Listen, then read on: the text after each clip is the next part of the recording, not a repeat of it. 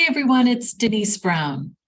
A couple weeks ago, I gave a workshop for a group of family caregivers, and it was a workshop around caregiving weights, and not the weights that we carry, for instance, on our body in our middle. So not WEIGHTS, but weights, WAITS. We wait for bad news, we wait for test results, we wait for the other shoe to drop.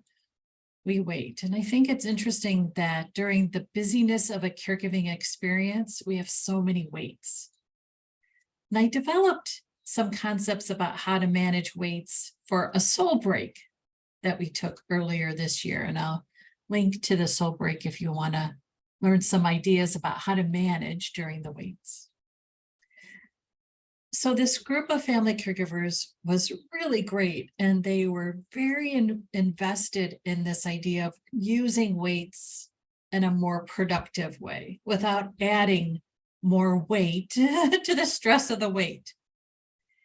It was interesting though, when I started the workshop, I asked each participant to introduce themselves. And I do this anytime I offer a workshop, especially if it's a smaller group. It's just easy to do a quick introduction, and then I can tailor the content to the audience. So I asked the attendees to introduce themselves. And what was so interesting is they actually introduced their carees. Now, their carees weren't attendees at the workshop, but the family caregivers are so focused on that caree experience that when I asked them to introduce themselves, they talked about their carees and not themselves. And it's a reflection of how we get lost to our caregiving experience.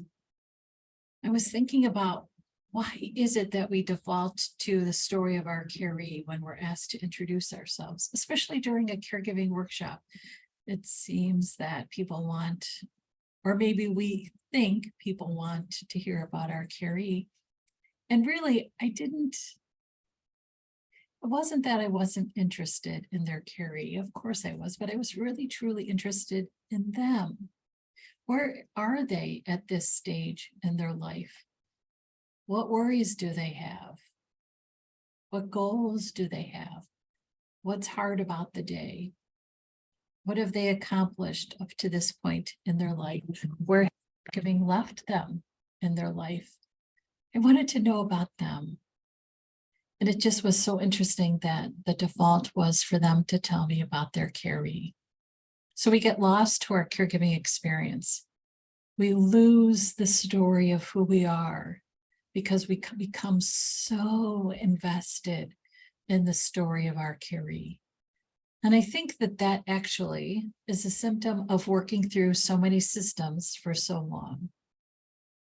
You tell the story of your caree every time there's a doctor's appointment, there's a hospitalization, there's a new provider, there's a new service, there's a new visiting nurse, there's a new home health aide. And sometimes you might tell the story 3 or 4 times within a short period of time, depending on what system you're in. We get so used to telling the story of our caree that it seems like that's the only story we can tell.